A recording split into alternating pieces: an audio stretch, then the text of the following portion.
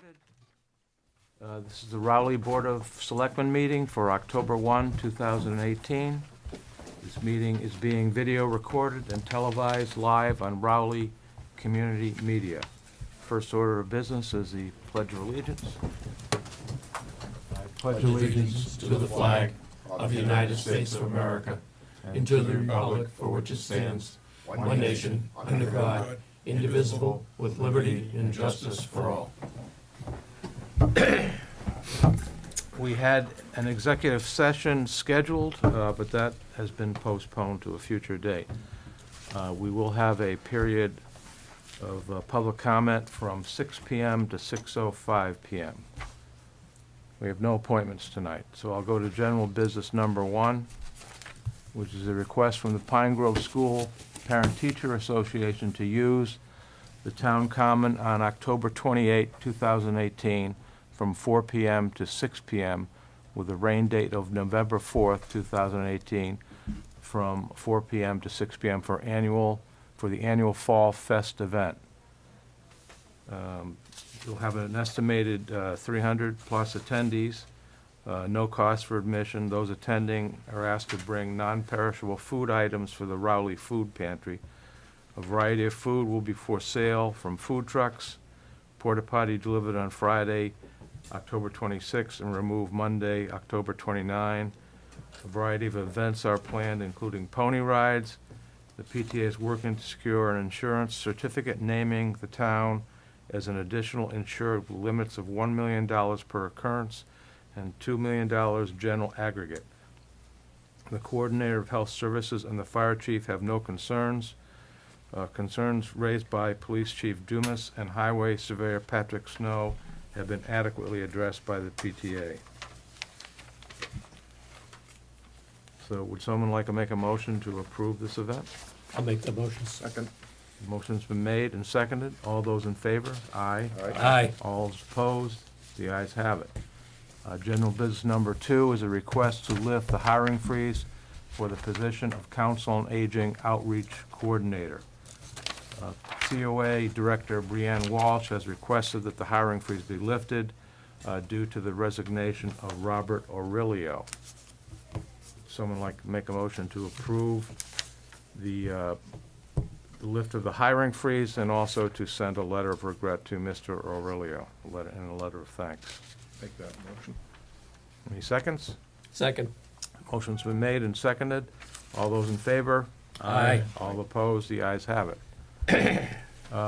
New business number 1 is to review the state ethics disclosure form submitted by Harbor Master Bill Demento. Last week, I believe we voted to promote pump-out boat operator Jenna Demento to the position of Assistant Harbor Master. Harbor Master Bill Demento is filing an updated state ethics disclosure form under Massachusetts general law, which is disclosure by non-elected municipal employee of financial interest. Jenna will be supervised by Deputy Harbor Master David Kent. She will report to the deputy for her work schedule and duties. Forms such as the timesheet and wage, salary, action forms will be completed and approved by the Deputy Harbor Master. As with the most recent position as pump-out boat operator, however, Harbor Master Bill Demento may on occasion have to make some decisions that affect his daughter's financial interests, such as assigning work hours. He is citing this on the disclosure form, just as he did when he filed the Section 19 form when Jenna was first hired by the town in 2010. So the board needs to review the form, vote to approve it, and sign the form, which will then be filed with the town clerk. Any further discussion? Want to make a motion to approve the form? Make that motion. Any seconds? Second. Motion's been made and seconded. All those in favor? Aye. Aye. All opposed? The ayes have it.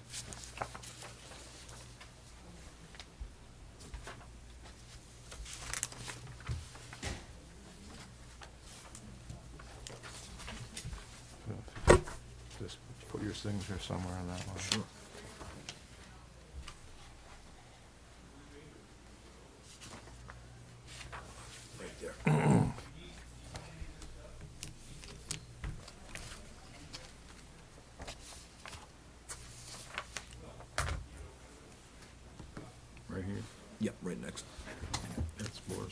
No. Oh, right there. Oh, okay. I can handle it, I guess.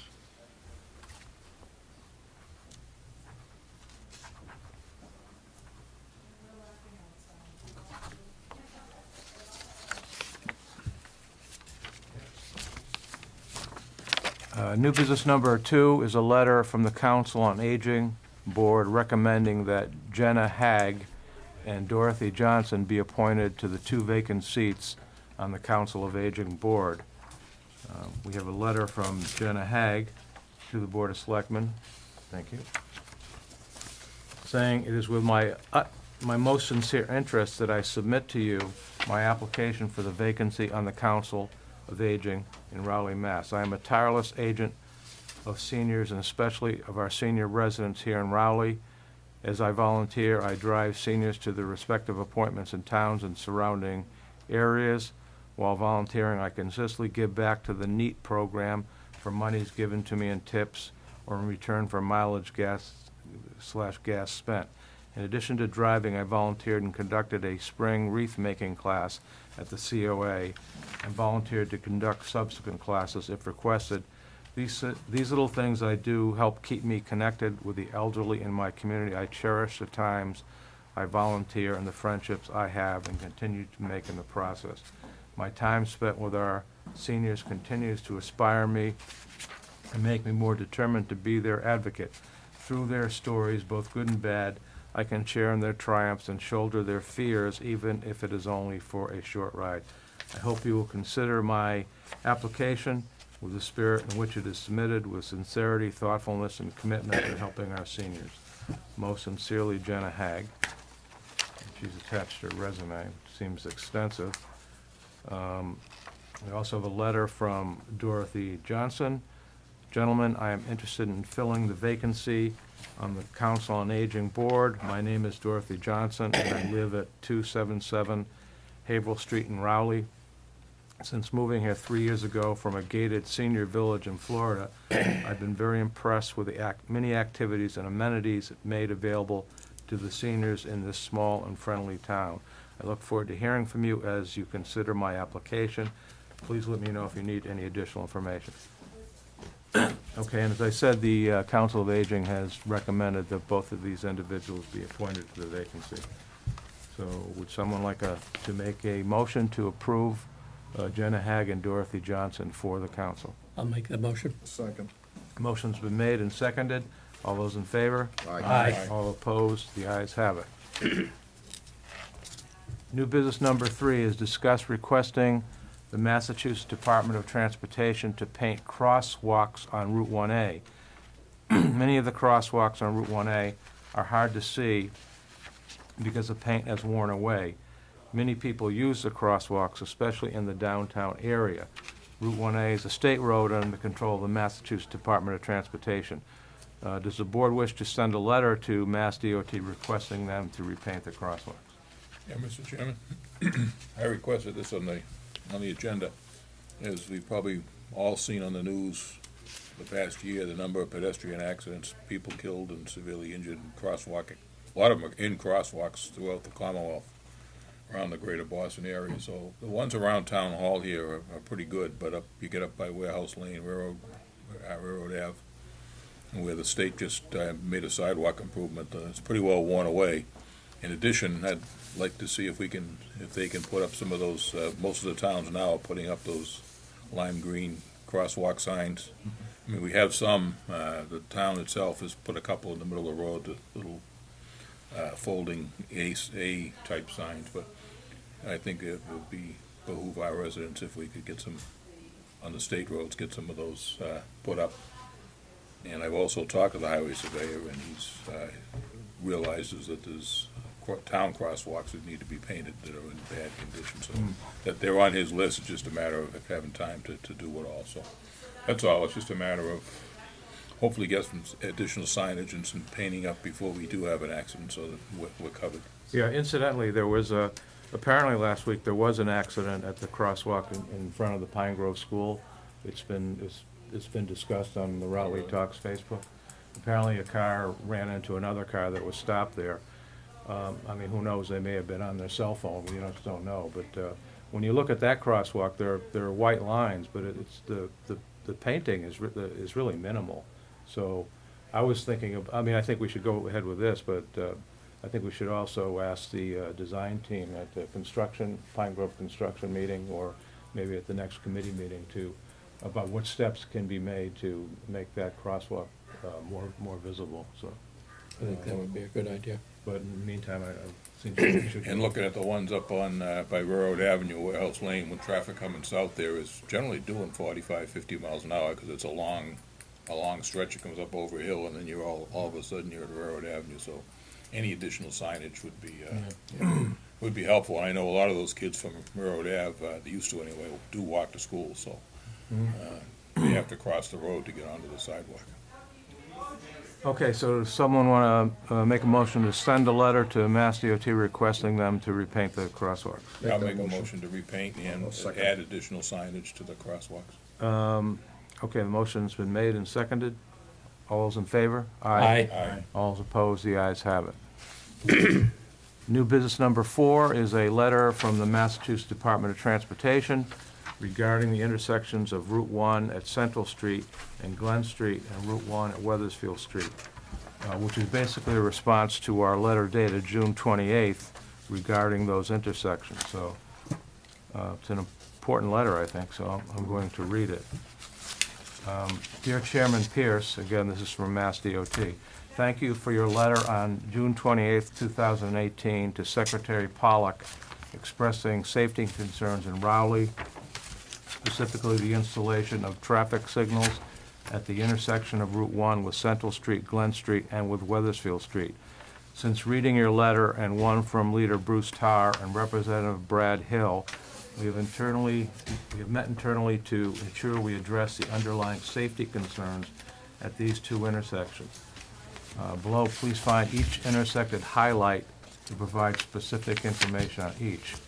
Route 1 at Central Street / Glen Street. Federal regulations mandate us to consider traffic volumes in order to install a traffic signal. The conditions must warrant minimum conditions detailed in the Manual on Uniform Traffic Control Devices. This intersection was evaluated for a traffic signal in 2007, and at that time it marginally met one of the traffic volume warrants. Based on the conditions at that time, a traffic signal was not recommended. I have directed our District 4 office to conduct new traffic counts to properly evaluate the current situation. Once this is completed, we will follow up with you. While these new traffic counts are being collected, we will be taking immediate action to improve the safety of the intersection. As you are aware, a road safety audit, RSA, was conducted in February 2014. This audit identified the signalization as a long-term improvement, but it also identified some shorter-term actions that we will implement shortly. We will improve visibility and driver awareness by converting the yellow and red indications for the overhead flashing warning beacon to LED units, which are brighter and have a longer service period than the current incandescent bulbs. Another recommendation involves the placement of additional warning signs and pavement markings on the side street approaches to raise awareness of the stop condition at Route 1. Additionally, Mass DOT's Highway Safety Section is performing a quantitative safety analysis of the intersection using existing geometry, traffic volumes, and crash data. The safety performance of the intersection will be evaluated. The expected number and severity of crashes will be calculated and compared to the actual crashes to determine the safety operation of the intersection. This will provide information on what the long-term solutions, which one will work best. The next intersection is Route 1 at Weathersfield Street. Similar to the Central Street / Glen Street, this intersection was evaluated for a traffic signal in 2005, and a minor traffic volume warrant was marginally met. Based on the conditions at that time, a traffic signal was not recommended. However, an overhead flashing warning beacon was installed. As in the other case, I have directed the district to obtain current traffic numbers for proper evaluation. In the short term, we are evaluating this location for LED, pavement markings, and signage. improvements noted for the Central Street, Glen Street intersection to see if they would provide similar benefits for this location. Safety is always the top priority of Mass DOT, and I thank you for your continued advocacy to ensure we prevent as many crashes as possible. We look forward to continuing working with you to develop, implement the best possible solutions for these locations. I know, Mr. Chairman, they have, they repainted the stop lines at those intersections. Oh, really? On the two side streets. And also, I know Central Street, and I believe Weathersfield Street, they also printed the word stop right at the stop line in large, oversized letters. So that should, I think there's not too much else they can do at this point until they do their study. Yeah. And obviously, I think LED lights would make a big, Right. would be helpful. But I'm pretty sure the traffic volumes have really gone way up at those intersections since, what was it, 2007? So they're gonna do another traffic volume study, so they could, The volume has significantly yeah, increased. I wouldn't be surprised if it's doubled. But We also we'll see. mentioned last week that we talked about that new development Right. going down by the Y camp is gonna be up to 60 houses, which is gonna really dramatically increase the amount of traffic Mm-hmm. coming out of, the westerly side of, Weathersfield, so. Yeah, I was with Senator Tarr and Representative Hill last week, and I mentioned to them, to watch last week's meeting about those two, about Weathersfield Street, and about, especially about Weathersfield and Route 1, so. We need a light, we're probably gonna need a light Yeah. there, so give them a heads up on it. And it seems to me that Senator Tarr and Representative Hill deserve a lot of credit for getting this response. Yes. That's what I'm guessing, that there was probably something they really worked hard for, but, so, okay. Old business number one is Pine Grove School project update. Larry Berger, the owner's project manager, is reporting that the all-purpose room and kitchen will be completed and turned over to the town on September 20th. December 20th, thank you. The Phase 2 construction in the north wing of the building is moving along at a good pace. The OPM is reporting that the north wing will be ready to be turned over to the town on October 19. The Phase 3 construction is expected to start on October 19 and run through February. The paving and site configuration continue to be reviewed by the architect and contractor. Anything further you want to add, Joe? I noticed that at the construction meeting on Friday morning, that the rocks, the boulders that they're talking about at the entrance have been placed, and they designed it so that the kids would have rocks to climb on and kind of add to the decor of the entrance. I thought it was a good idea, and it looks pretty good. It does provide some safety for the entrance to the building. The door has been assembled and is functioning, and the north wing is really coming along. Yeah, sure. Okay, old business number two is the fire station and police station addition project update. The progress in this project continues to run at a good pace. The sprinklers and light fixtures are being installed. The taps for the water service have been completed. The installation of drywall in both buildings is ongoing. Carpet is scheduled to be installed next week in the police station. Anything else, Dave? or- Well, the project's moving along very well, and they're Seems to looking be. forward to getting pavement in the next 2 or 3 weeks. The additional coat of pavement on the parking lot and the entrance to the Harris Park. Did Probably- they say we're on schedule or a little bit before? Oh, we're right on schedule. Right on schedule. And at this point, the police department will be moving into that building, actually around the last week in October. Really? Really? Wow. Because they have to vacate this, because they're redoing the communication center, that has to move over there. And this way here, they'll have, the contractor will have the entire old police station. And they're not gonna be in their regular office necessarily, but they'll all be, moving in over there, working out of that building, so that, Yeah, it's really moving along quite well. In the meantime, the chief has made arrangements for prisons, et cetera, to be booked at another local department during the time they can't use the cells, because there's some upgrading that needs to be done there too, so. It's really taken shape, and so far, we were slow getting started because of the weather, but they've made up a lot of time, and it's really moving. So it sounds like we might be a little ahead. Well, I think the final, in other words, it sounds like they're way ahead because they're moving into the part, but it'll take a couple of months to get the communication center all Yeah. done and get all that done, so. And I gotta commend the chief and the department up there for working under tough conditions. As you go by there now, they got the cruisers all parked out front because of all the septic system and all the digging that's going on out back, so the police officers and the staff up there have really put up with some tough conditions, and they haven't complained, and it's working out okay, so I want to commend them for what they're doing and how they're working with it. So the communication center, where it is now, they're just gonna move that over to the new building Just temporarily, right? temporarily? Yeah, it'd be for, Back. in other words, 911, the state 911 comes up, Right. and they move all the 911 stuff, they'll move all the furniture over, and then the new stuff will be moved into the police, Okay, well, new into the old DSAPs and all building. that.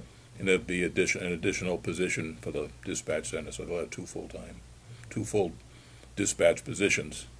They only need one at this point, but the idea of that is if we have a serious snowstorm or hurricane or some other calamity, that they'll be able to have two dispatchers with exactly the same capabilities working at the same time to get through those things. So as a public safety thing for the town, it's really good, so.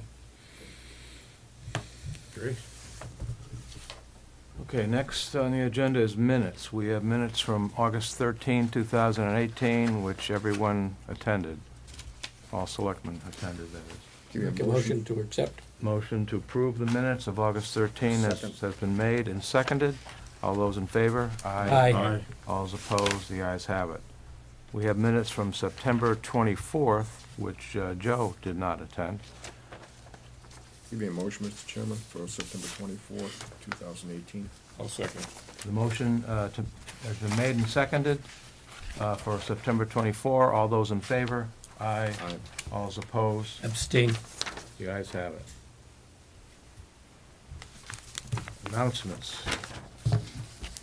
The YMCA is inviting Rowley residents for a tour of Camp Cedar Mill, dinner, and a discussion of the types of year-round programs residents are interested in having at Camp Cedar Mill. These sessions will be held in October that residents can attend. There are 3 sessions, Tuesday, October 16 at 5 p.m., another one on Tuesday, October 23 at 5 p.m., a third Thursday, October 25 at 5 p.m.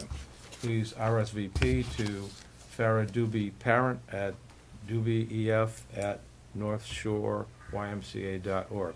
The town has the following vacancies: Agricultural Commission Associate, Cultural Council, Fence Viewer, 3 positions, Wood, Lumber, and Bark Inspector, Zoning Board of Appeals Associate, 3 seats, and Deputy Shellfish Constables, 2 positions. For more information on these positions, please contact the Selectmen's Office at 948-2372. The Rowley Food Pantry is in need of donations. Donations can be left at the Rowley Public Library. The food pantry is open on Tuesdays from 10 a.m. to 12 p.m. and on Thursdays from 5:30 p.m. to 7 p.m. Motion to adjourn. Well, we made an announcement that we would have public comment from 6 to 6:05. But nobody is here. I'll second the motion to adjourn. Okay. Motion's been made and seconded. All those in favor? Aye. Aye. All those opposed? The ayes have it.